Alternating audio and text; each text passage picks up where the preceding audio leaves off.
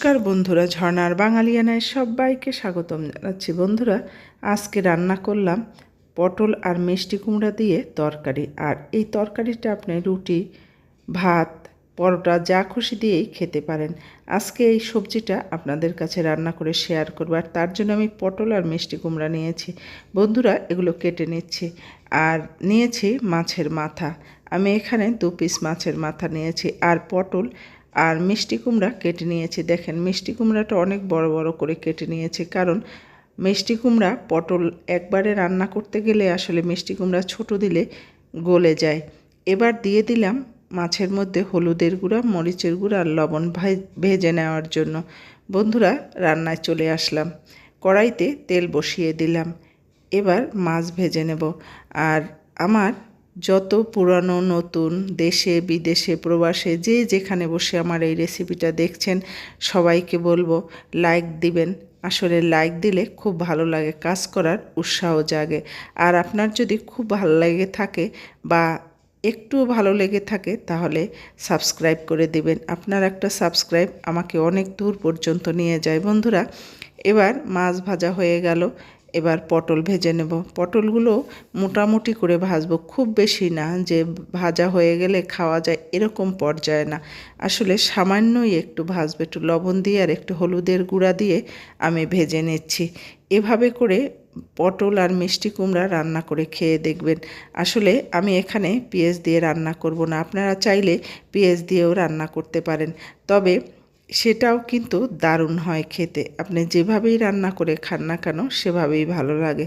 আমি তেল দিয়ে তার মধ্যে দিয়ে দিলাম জিরা আর দারুচিনি, এলাচ, তেজপাতা ফোড়ন দিলাম। বন্ধুরা, এবার এর মধ্যে দিয়ে দিলাম হলুদের গুঁড়া, দিয়ে দেব একটু জল, কারণ তেলের মধ্যে আপনি যখন হলুদের গুঁড়া দিতে যাবেন তখন কিন্তু পুড়ে যেতে পারে। এবার দিয়ে দিলাম মরিচের গুঁড়া, লবণ। আর আমি এই মাছ ভাজায় লবণ দিয়েছি, পটল ভাজায় লবণ দিয়েছি, সেই জন্য লবণের পরিমাণটা একটু কম দিলাম। আমার যদি আবার লাগে তখন আমি দিয়ে দেব।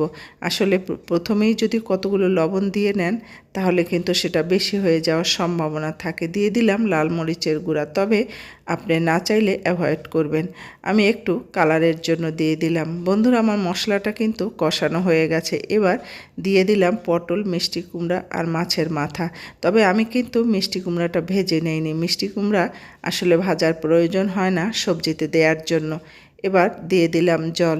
বন্ধুরা, যে যেখানে বসে দেখছেন সবাইকে বলবো, যদি ভালো লেগে থাকে লাইক, শেয়ার, সাবস্ক্রাইব করতে ভুলবেন না। আর অবশ্যই এভাবে বাড়িতে রান্না করে খেয়ে দেখবেন, কিন্তু দারুণ লাগে খেতে। আসলে যারা পেঁয়াজ রসুন খায় না, অথবা বুড়ো মানুষ যারা খেতে একদম ভালোবাসে না, তাদের জন্য এভাবে রান্না করে দিয়ে দিতে পারেন। বন্ধুরা, আমি একটু ধনিয়া পাতা আর দিয়ে দিলাম শুকনো খোলায় টালা জিরার গুঁড়া। আমার কিন্তু সবজিটা হয়ে গেল। আমি এবার তুলে নেব। যে যেখানে বসে দেখছেন অবশ্যই বলবো আপনারা বাড়িতে এভাবে রান্না করে খেয়ে দেখবেন। আসলে আমরা সব সময় চিংড়ি মাছ দিয়ে সবজি রান্না করি, চিংড়ি মাছ না দিয়েও কিন্তু সবজি খেতে কিন্তু ভালো লাগে। এভাবে মাছের মাথা দিয়ে সবজি রান্না করে খেয়ে দেখবেন, এটা একটা অন্য ধরনের স্বাদ লাগে। বন্ধুরা, যে যেখানে বসে এতক্ষণ ধরে দেখলেন সবাইকে অসংখ্য অসংখ্য ধন্যবাদ। ভালো থাকবেন, সুস্থ থাকবেন। আবার নতুন একটা রেসিপি নিয়ে আপনাদের সামনে হাজির হব।